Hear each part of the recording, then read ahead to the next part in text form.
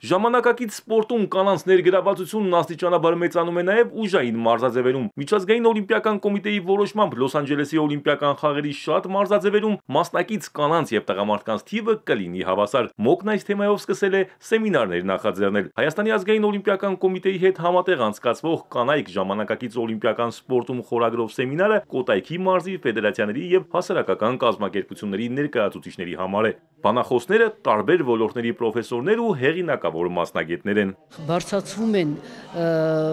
հիմնախնդիրներ, հարցեր կապված կանանց ներգրավմանը սպորտին։ Այստեղ մենք մարզիչների շրջանակում կազմակերպված այդ սեմինարները նպատակ ունեն առաջինը տեղեկատվական, այսպես ասած, ինֆորմացիայի։ Մեծ կարևորություն է տրվում հատկապես հոգեբանական ասպեկտին։ Մասնագետի խոսքով մեծ սպորտը ստրեսոգեն է, սակայն կանանց հետ ճիշտ աշխատելու դեպքում խոչընդոտները հեշտ են հաղթահարվում։ Կանայք ունեն իրենց ուրույն առավելությունները, որ ավելի կառավարելի են ինչ-որ հարցերում, շատ հարցերում եւ ավելի շատ ջուրազգաց են եւ ավելի նրբազգաց են, որոնք ավելի շուտ են տանում ստրեսի հաղթահարման իրենց ձևաչափը, որից հետո կարողանում են ավելի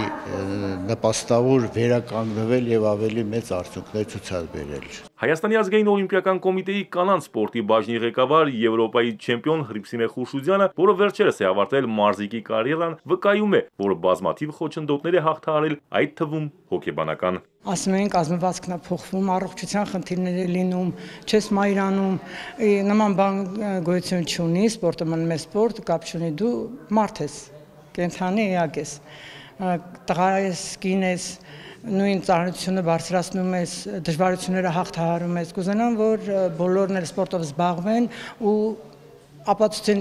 իրենց, որ նման բան գոյություն չունի, վերջը առողջ ապրելակերպ է սպորտը։ Սեմինարի ընթացքում ներկայացվել են նաև արգելված նյութերի մարզման գործընթացի պլանավորման եւ ստրեսոգեն դրսևորումների օրինակներ։ ՀԱՕԿ-ն ու Միջազգային օլիմպիական կոմիտեն սեմինարներ կանցկացնեն նաև մյուս մարզերում։